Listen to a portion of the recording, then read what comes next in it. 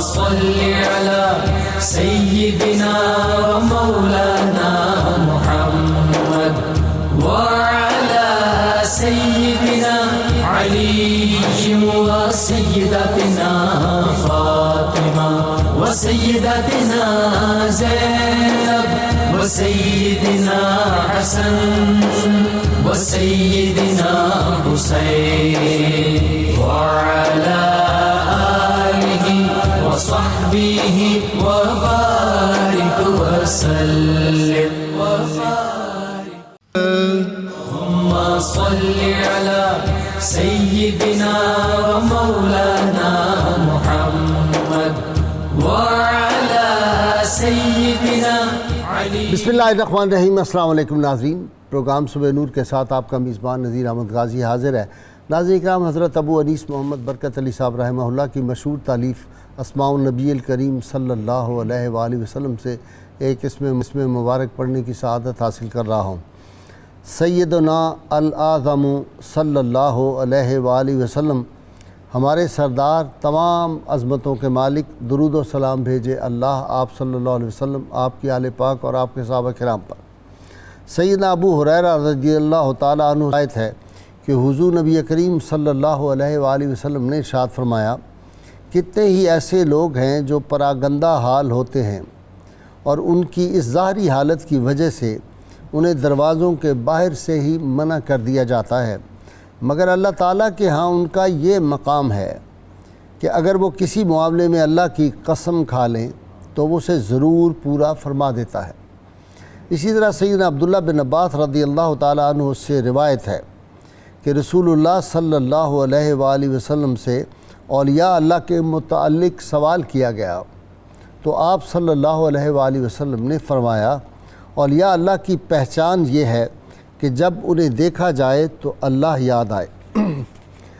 ناظرین کرام، 12ویں صدی ہجری جو ہے اگرچہ بر صغیر پاک و ہند کے مسلمانوں کے لیے جو تھی کہ ایک امتحان تھا، اس وقت انگریز یہاں پہ آ کے داخل ہو چکا تھا اور اس دور میں کوشش یہ ہو رہی تھی کہ کسی طرح اسلامی اقدار کو مٹایا جائے اور اسلامی نظام تعلیم جو تھا اس کو بھی جس طرح اس کا حشر کیا گیا. اسی دور میں اللہ تعالیٰ نے بر صغیر کے مسلمانوں کو ایسی عظیم ہستیاں بھی عطا فرما دی تھیں جنہوں نے اس کفر اور باطل کا جس طرح مقابلہ کیا وہ بھی تاریخ کا ایک حصہ ہے. اسی دور میں ایک بہت عظیم ہستی اللہ تعالیٰ نے امت مسلمہ کو عطا فرمائی اور یہ ایسی ہستی تھی جن کی بشارت باب مدینۃ العلم سیدنا علی مرتضیٰ شیر خدا نے بھی دی. اور پھر یہ وہ خاندان ہے جو ولی ابن ولی، اولیاء کا خاندان، چچا بھی ولی، والد بھی ولی، دادا بھی ولی، اور میں کہوں گا ان کی والدہ بھی ولیہ تھی. اور یہی وجہ تھی کہ سر سید احمد خان جیسا عظیم شخصیت بر صغیر کی، وہ جب ان کے مزار پاک پہ جاتے تھے بطور ڈسٹرکٹ مجسٹریٹ بھی تو اپنے پاؤں سے ننگے سر سید وہاں پہ جایا کرتے تھے. لوگوں نے کہا کہ سر سید آپ شاہ غلام علی دہلوی کے جب خانقاہ میں جاتے ہیں تو آپ پاؤں سے 1 میل دور جوتا اتارتے ہیں، وجہ کیا ہے؟ کہا کہ میری والدہ اور میرے والد کا مرشد خانہ ہے اور والدہ نے نصیحت کی تھی کہ مرشد خانے میں کبھی تم نے جوتے پہن کے نہیں جانا.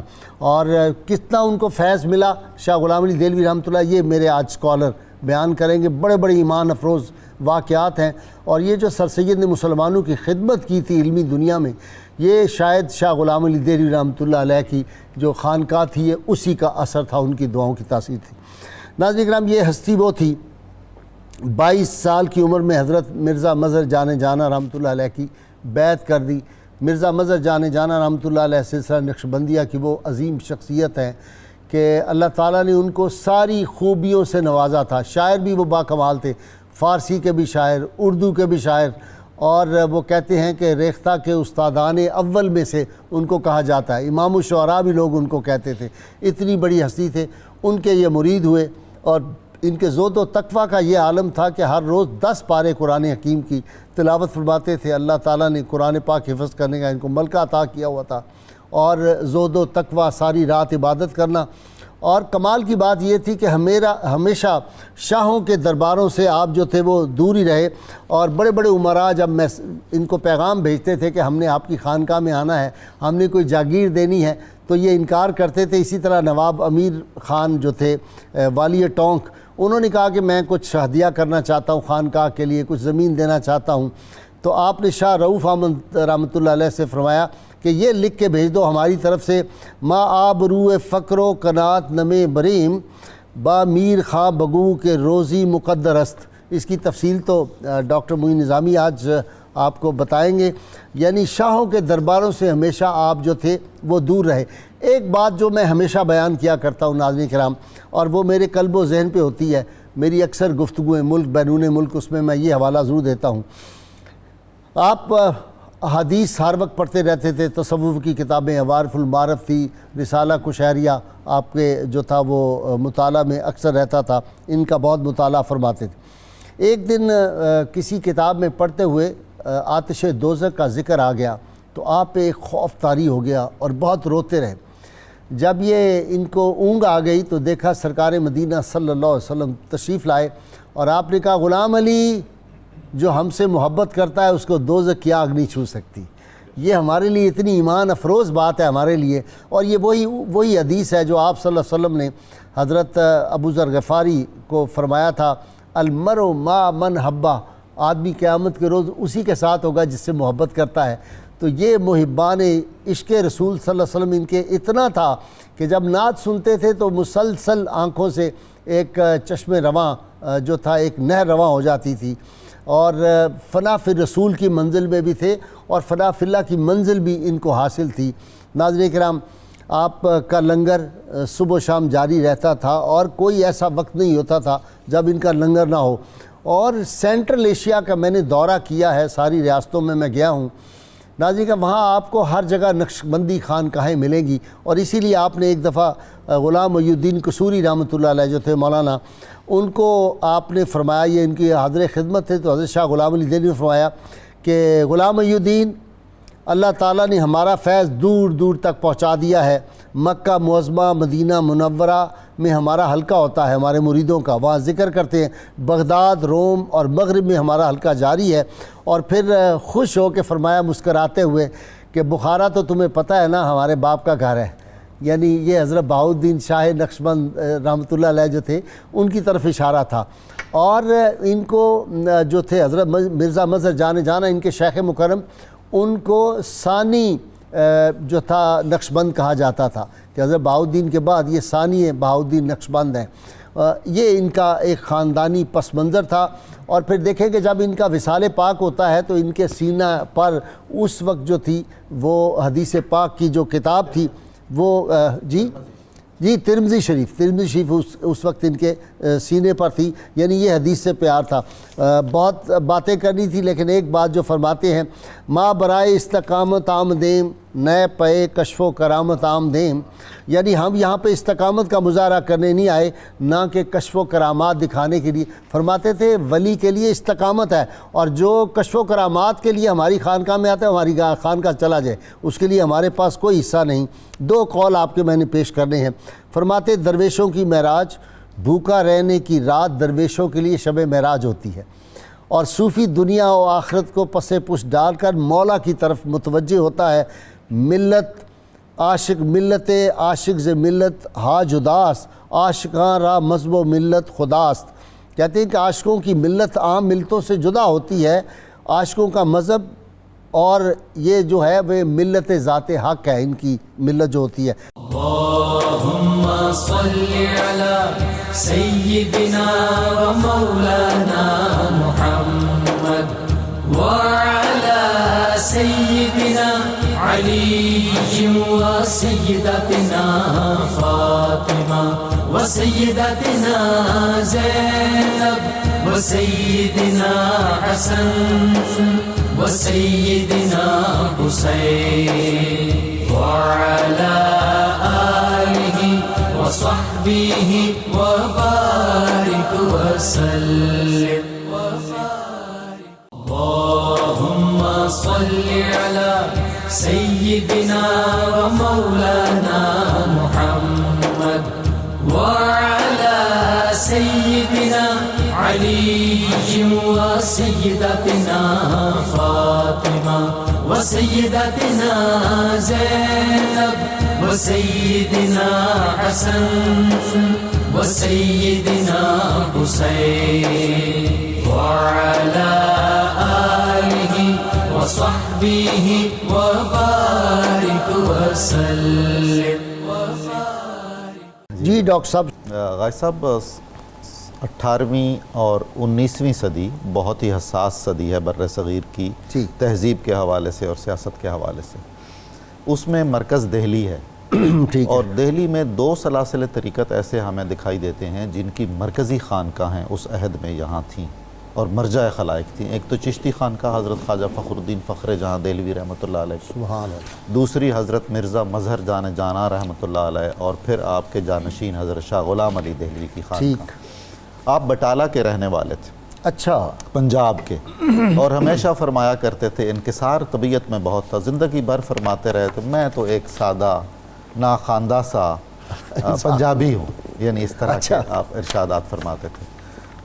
ہمارے ہاں قادریہ سلسلے کی بڑی مشہور ایک خانقاہ ہے فاضلیہ، حضرت فاضل شاہ بٹالوی رحمۃ اللہ علیہ، وہ بھی آپ کے خاندان کے ہیں.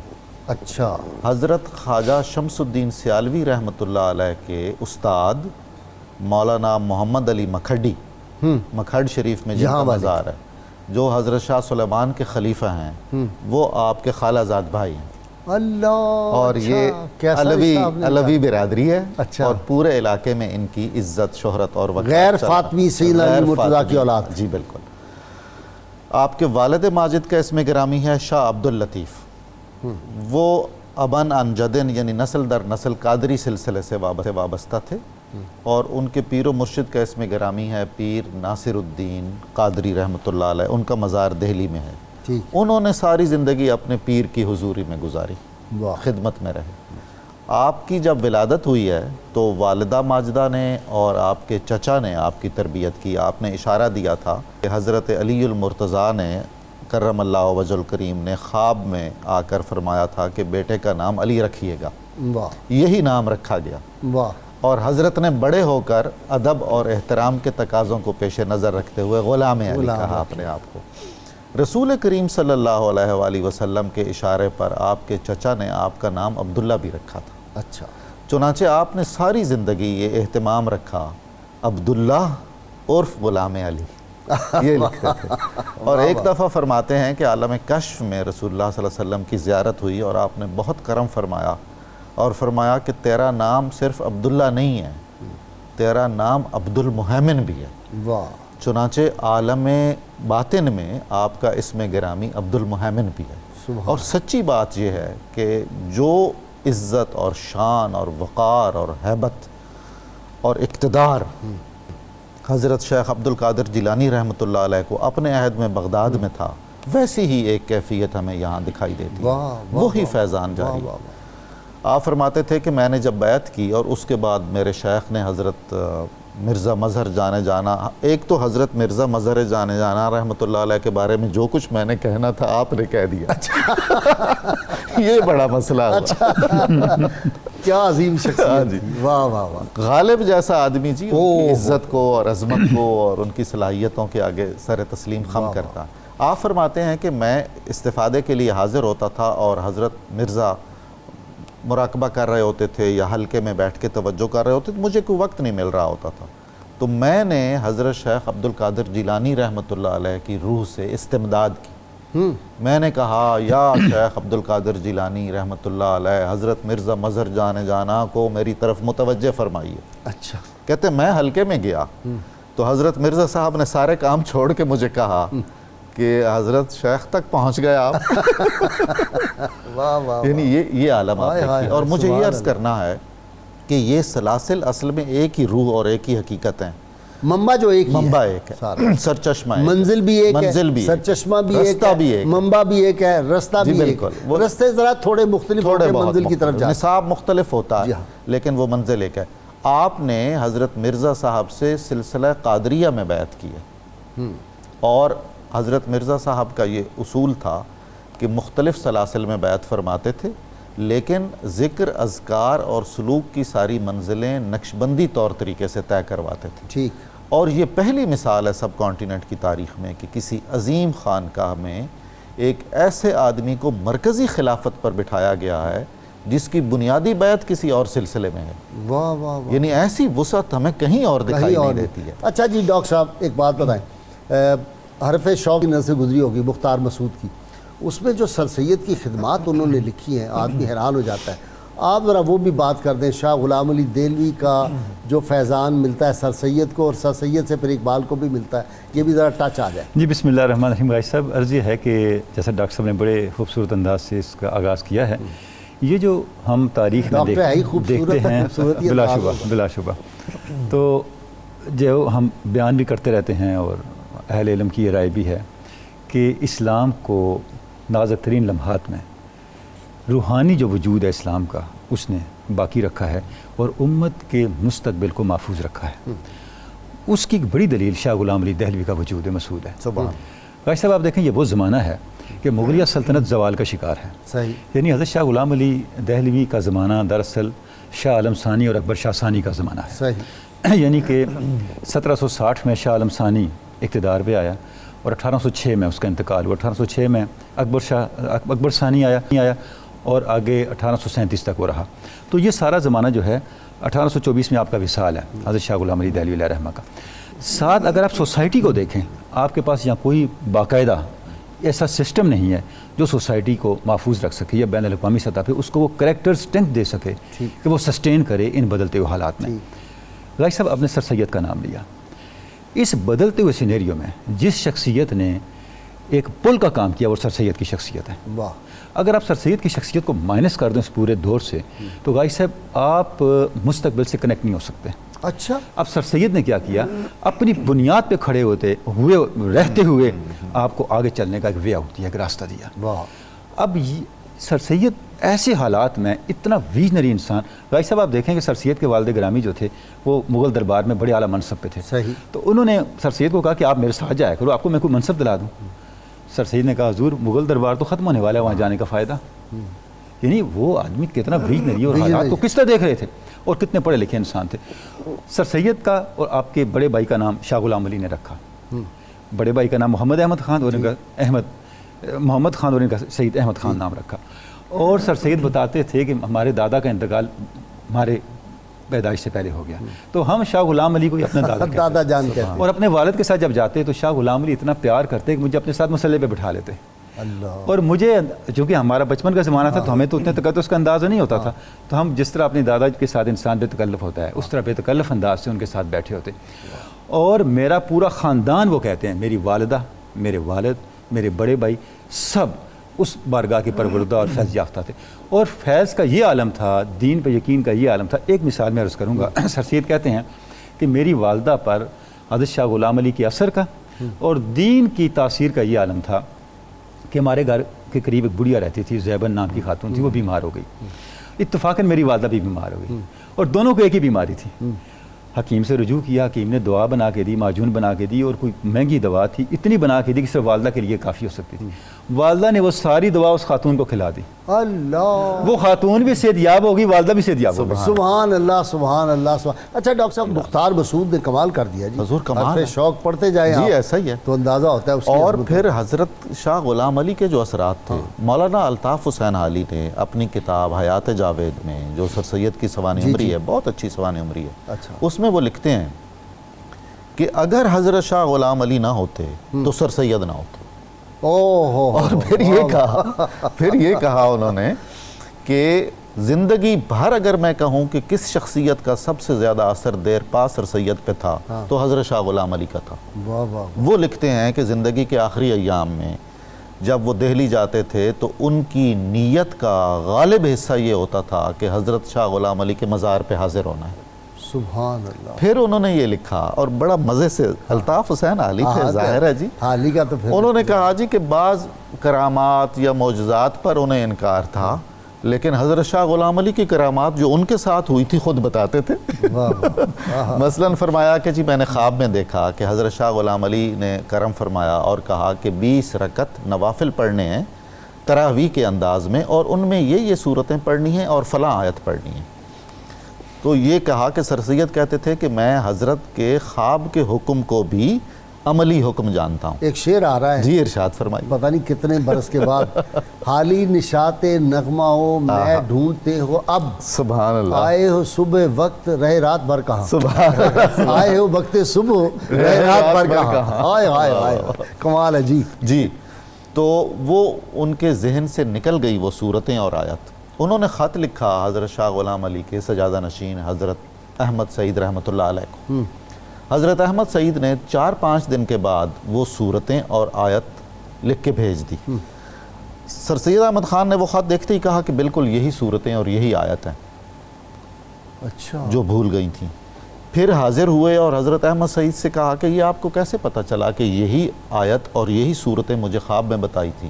انہوں نے کہا کہ میں جو تاخیر ہوئی جواب دینے میں نے حضرت شاہ غلام علی کی روح سے رابطہ قائم کیا اللہ، اور ان سے پوچھا ہے کہ آپ نے سید احمد خان کو خواب میں کون سی صورتیں اور آیت بتائی تھی؟ اللهم صل على سيدنا ومولانا محمد وعلى سيدنا علي وسيدتنا فاطمة وسيدتنا زينب وسيدنا حسن وسيدنا حسين وعلى آله وصحبه وبارك وسلم اللهم صل على سيدنا ومولانا محمد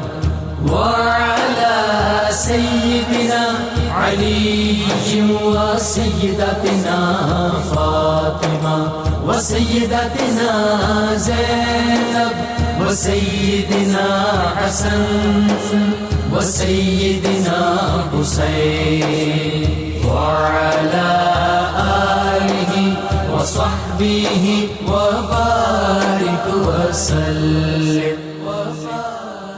وہ کیا ہے کہ صبح اپنا اپنا ہے، جام اپنا اپنا، کیے جاؤ میں خارو کام اپنا، یہ والا معاملہ ہے۔ اچھا جی ڈاکٹر صاحب، وہ بات بھی ذرا سنا دینا کہ علامہ بیمار ہوئے تھے، شاہ غلام علی دہلوی کا فیض جو ہے وہ علامہ اقبال کو بھی ملا انڈائریکٹ۔ صحیح ہے غازی صاحب، بالکل شاہ غلام علی دہلوی کی جو برکات ہیں سر سید کی زندگی کے اندر، اس کا آغاز وہیں سے ہو جاتا ہے۔ میں پہلے سر سید کی زندگی کے ایک واقعہ عرض کرنا چاہوں گا۔ وہ فرماتا ہے کہ میری رسم بسم اللہ جو ہے وہ شاہ غلام علی دہلوی کی خانقاہ میں کروائی گئی، حضرت شاہ صاحب نے کروائی۔ پھر کہتے ہیں جب میں گیا مجھے بٹھایا تو مجھے انہوں نے کہا بسم اللہ الرحمن الرحیم، تو میری زبان سے کچھ نہ نکلا، ہم نے اٹھا کے مجھے اپنی گود میں بٹھا لیا، فرمایا پڑھے گا۔ پھر مجھے بسم اللہ الرحمن الرحیم اور اقرا بسم ربک الذی معلم یعلم تک آیات پڑھائیں۔ اچھا اور عجیب منظر تھا۔ اچھا زندگی بھر جب سر سید یہ واقعہ سناتے تو ساتھ ایک شعر پڑھتے، کمال شعر ہے، وہ سنائے، پڑھتے بمکتب رفتم و آموختم اسرار یزدان۔ میں مدرسے گیا اور سیکھا کیا، اسرار یزدان سیکھ لیے، الہی اسرار، اسرار الہی سیکھ لیے۔ کس سے سیکھے؟ ز فیض نقش بند وقت و جان جانا،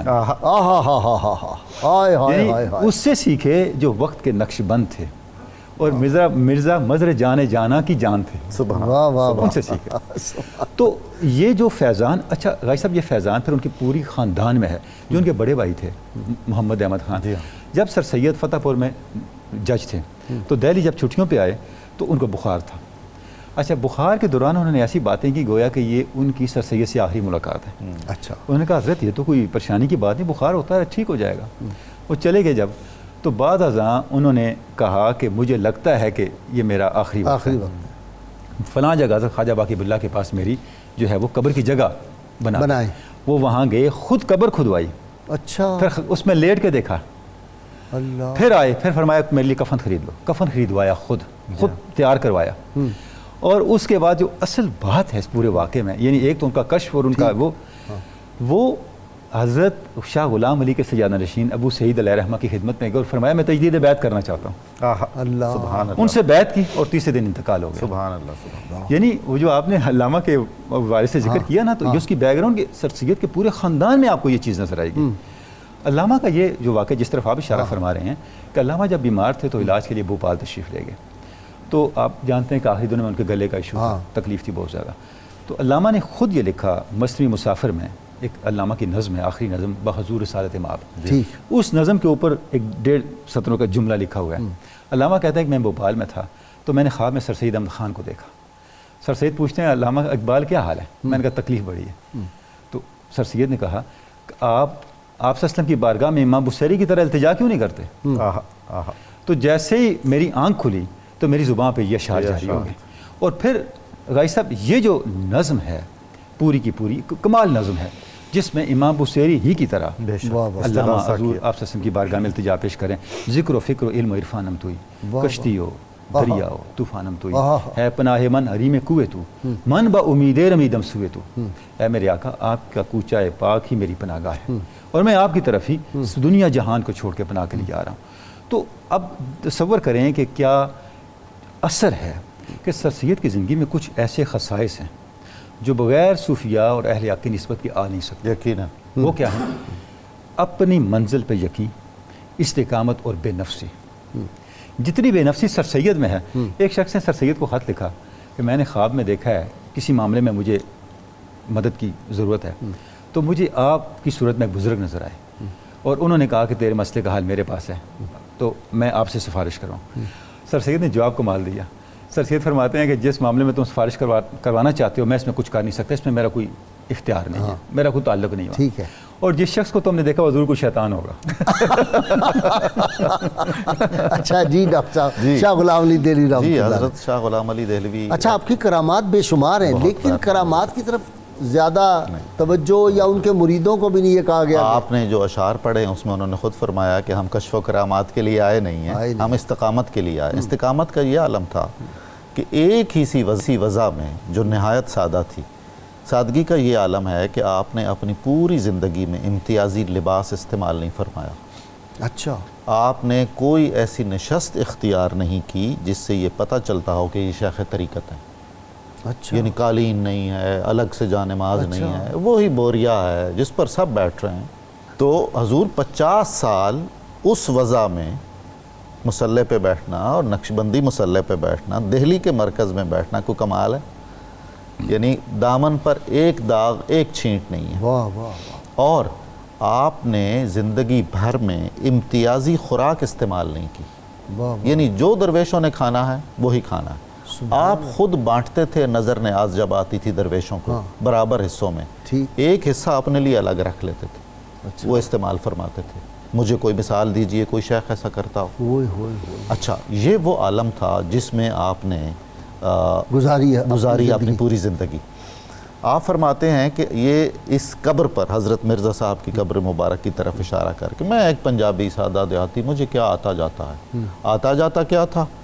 حضرت شیخ عبدالعزیز محدث دہلوی رحمۃ اللہ علیہ سے سند حدیث لے رکھی تھی، اللہ، درس قرآن و حدیث کے علاوہ درس مثنوی دیتے تھے، مولانا روم کی مثنوی، اور درس مکتوبات دیتے تھے، اور ہمیشہ فرماتے تھے مجھے مکتوبات کے تو پورے حافظ تھے، پورے عاشق تھے۔ اور سوانح نگار لکھتے ہیں کہ جب آپ یہ فرما رہے ہوتے تھے تو ہمیں یقین ہوتا تھا کہ آپ کو کچھ نہیں آتا جاتا، یعنی اس میں بناوٹ نہیں ہے، دکھاوا نہیں ہے۔ اور پھر جب آپ معارف بیان فرماتے تھے تو سمجھ نہیں آتی تھی کہ تاریخ اسلام میں کون سا عالم ہوگا ان سے بڑا۔ تو خیر، آپ فرماتے تھے کہ یہ عرب سے، عجم سے، ترکستان سے، روم سے، سمرقند و بخارا سے لوگ آتے ہیں بیعت کرنے کے لیے۔ خالد بغدادی، کردی، رومی جیسا عظیم کا بہت دعوت عظیم، مرید اور بے شک و خلیفہ، شبہ۔ اور پھر وہ جو کام کیا ہے جی، ڈاکٹر صاحب، آپ سینٹرل ایشیا پتہ نہیں گئے کہ جی، نہیں؟ میں نہیں حاضر میں ہوا۔ گیا ہوں، وہاں ہر جگہ آپ کو جی ہاں، نقشبندی فیض اور نقشبندی خانقاہیں اس دور میں جی بالکل، اس کمیونزم کا سیلاب میں اس وقت پورے عالم اسلام میں نقشبندی سلسلہ سب سے زیادہ ممالک میں رائج ہے، اور کئی نسبتیں، یعنی سلاسل طریقت خود ان کے جو ذاتی نقشبندی، ان میں سب سے زیادہ اور سب سے غالب اور سب سے زیادہ رائج وہ نسبت نقشبندیہ ہے جو حضرت شاہ غلام علی کے توسط سے آگے جاتی ہے۔ کیا محبوبیت اللہ نے دی۔ جی ہاں، تو آپ فرماتے تھے کہ اس قبر کی وجہ سے آتے ہیں سارے، میرے پاس تو کچھ نہیں ہے۔ آپ کی پوری حیات طیبہ میں ایک جملہ ایسا نہیں ہے جس سے بوئے انانیت آتی ہو۔ ڈاکٹر صاحب ایک بات جو فرماتے تھے، فرماتے کہ جو میرے پاس آتا ہے نا بندہ ملنے والا، وہ نکل کے جاتا ہے تو میں کہتا ہوں یا اللہ اس کے صدقے مجھ پہ کرم فرما۔ یقیناً عام بندے کی، بالکل ایسا ہے، بالکل ایسا کوئی مزدور ہے، کوئی غریب ہے، کوئی ان پڑھ جی ہے، ایسا ہی دیہاتی ہے، جس طرح کا بالکل ہے ایسا وہ یا الہ العالمین اس کے اس کے صدقے، صدقے۔ بالکل یہ کوئی بالکل۔ کہتا ہے؟ جی جی جی، آپ نے فرمایا ہے کہ میں جب بیعت کرتا ہوں تو میں یہ ذہن میں نیت رکھتا ہوں کہ ایک تو میرا ہاتھ اس کے ہاتھ پر ہے، اس کا ہاتھ بھی میرے ہاتھ پر ہے، اور اس کے طفیل میرا بھی یا ہاں، بن اللہ جائے گا۔ کرم فرما۔ واہ واہ، ایک دفعہ آپ سورہ قیامت پڑھ رہے تھے تو وہ ایسی عجیب ہیبت طاری ہوئی جس کا آپ نے ایک اور واقعے کی طرف واقعہ اشارہ سنایا۔ فرمایا ہے کہ مجھے یوں لگتا تھا کہ اس آتش جہنم میں میں نے گرنا ہے، اور اتنا گریا اور زاری مجھ پر طاری ہوا کہ مجھے دست رسول صلی اللہ علیہ وسلم نے وہ سنبھال لیا۔ یہ ہے۔ اللهم صل على سيدنا ومولانا محمد وعلى سيدنا علي وسيدتنا فاطمة وسيدتنا زينب وسيدنا حسن وسيدنا حسين وعلى آله وصحبه وبارك وسلم اللهم صل على سيدنا ومولانا محمد وعلى سيدنا علي وسيدتنا فاطمة وسيدتنا زينب وسيدنا حسن وسيدنا حسين وعلى آله وصحبه وبارك وسلم۔ اچھا جی ڈاکٹر صاحب، یہ روز اصالہ ثواب کرتے تھے، قرآن شریف جی ہاں۔ پڑھتے، درود پڑھتے، آپ سب کی بات، ایک دن کوئی مصروفیت تھی اور نہیں پیش کر سکے تو رحمت کونین صلی اللہ علیہ وسلم تشریف لائے، آپ نے کہا غلام علی یہ کیا کیا آپ؟ سبحان اللہ، یہ مقبولیت کی علامت ہے، یہ مقبولی کی علامت۔ ویسے یہ مقبولیت ہے اور استقامت کا جیسے ہم ذکر کر رہے ہیں، یعنی بادشاہوں سے دور رہنا، ان کے ہدیے قبول کرنا تو ایک طرف رہا، اس سے انکار کرنا جس کا آپ نے شعر بھی پڑھا، آپ کا یہاں تک معمول تھا کہ لقمہ حلال پہ اتنا زور، اگر امیروں کے گھر سے کھانا آتا خود نہیں کھانا، بالکل اپنے خانقاہ کے درویشوں کو بھی نہیں دینا نہیں دینا۔ اللہ کہ اس سے قدورت پیدا ہوتی ہے۔ کوئی مسافر آ جائے، کوئی نوارد آ جائے تو اس کو ہدیہ کر دینا، یعنی کمال احتیاط ہمیں احتیاط شریعت یہ کے ہے اوپر ڈاکٹر ان صاحب کی نے روزہ ہمیں رکھا ہوا نظر ہے، آتی ہے۔ روزہ رکھا ہوا ہے، ایک آدمی نے کسی کی غیبت کی، کہنے لگے لو جی اپنا روزہ تو کیا؟ بالکل، اپنا روزہ انہوں نے کہا حضرت آپ نے تو غیبت نہیں کی، فرمایا سنی تو ہے نا، ہاں جی، سننا بھی اس میں آتا ہے، سننا بھی اسی میں آتا سننے تو یہ جو کمال ہے ان کے علوم کے والے سے سر سید احمد خان نے لکھا ہے کہ میں خود ان کی مجلس میں جیسے ہم نے سنا تو مجھے یوں لگتا ہے کہ آپ خاتم المحدثین والمفسرین تھے، سبحان اللہ سبحان اللہ۔ یعنی اتنا بڑا مفسر اور اتنا بڑا محدث ہم نے زندگی میں نہیں دیکھا، اور سر سید کا کسی کو مان سبحان اللہ۔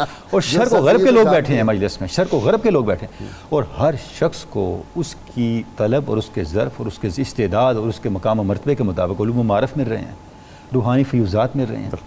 تو غازی صاحب یہ جو صوفیاء کی تربیت ہوتی ہے، یہ اس کا نتیجہ تھا کہ سر سید احمد خان جیسی شخصیت جو ہے اس نے علمی طور پر بھی اور عملی طور پر بھی برصغیر کے مسلمانوں کی جو مستقبل کی سمت تھی اس کا تعین کر دیا، درست کیا، اس کو اور یہ سارا فیضان وہی فیضان۔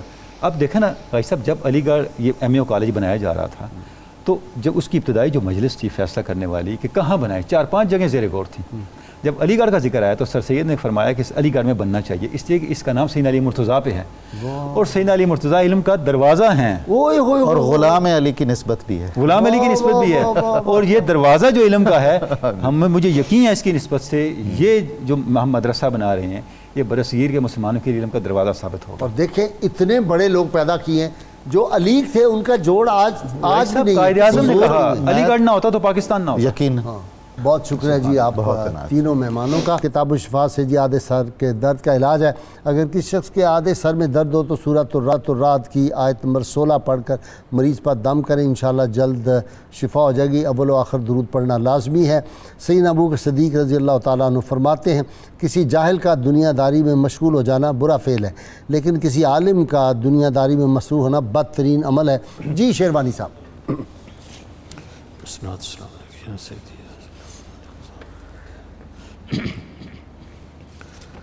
حسن محبوب نے عالم کو سجا رکھا ہے، حسن محبوب نے عالم کو سجا رکھا ہے، اور رشتہ مخلوق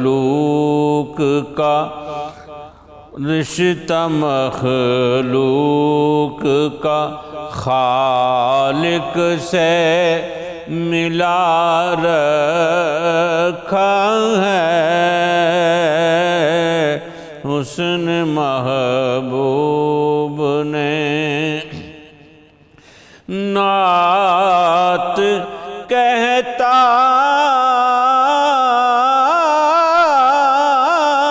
ہوں تو آتی ہے فضا میں مستی، نعت کہتا ہوں تو آتی ہے فضا میں مستی، جام طیبہ کا خیالوں کو پلا رکھا ہے، جام طیبہ کا چاند تارے ہیں سبھی نور نظر کو دیتے، ان کی نالین کا سرما جو لگا رکھا ہے، ان کی نالین کا سرما جو لگا رکھا ہے، حسن محبوب نے، اور صدقے طیبہ کے عذاب آتا نہیں ہے ہم پر، صدقے طیبہ کے عذاب آتا نہیں ہے ہم پر، شہر محبوب نے دنیا کو بچا رکھا ہے، سبحان اللہ سبحان اللہ، شہر محبوب نے، اور میرے آقا کی عنایت کا بھلا کیا کہنا، جب بھی چاہے صدا دینے سوالی آئے، میرے محبوب نے دروازہ کھلا رکھا ہے،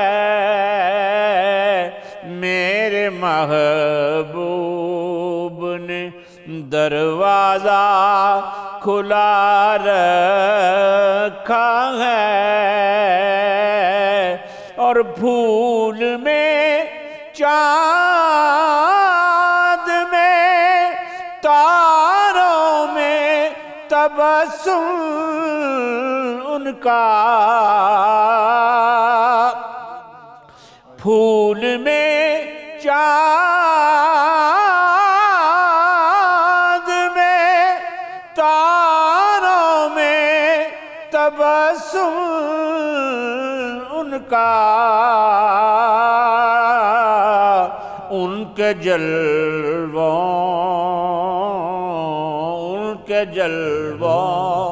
کے سوا دنیا میں کیا رکھا ہے، ان کے جلووں کے، اور جن کے ٹکڑوں سے جہاں پلتا ہے سارا سائم، جن کے ٹکڑوں سے جہاں پلتا ہے سارا سائم،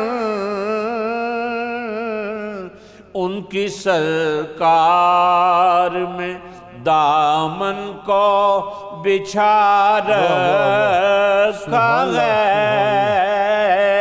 ان کی سرکار میں دامن کو بچھا رکھا ہے،